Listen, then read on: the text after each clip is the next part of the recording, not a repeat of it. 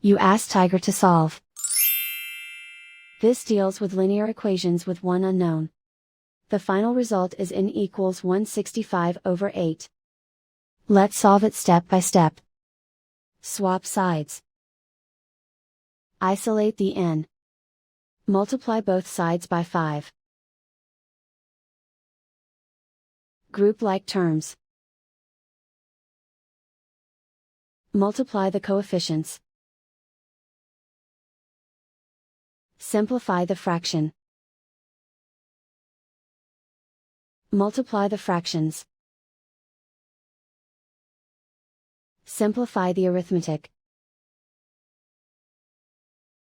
And so the final result is n equals 165/8.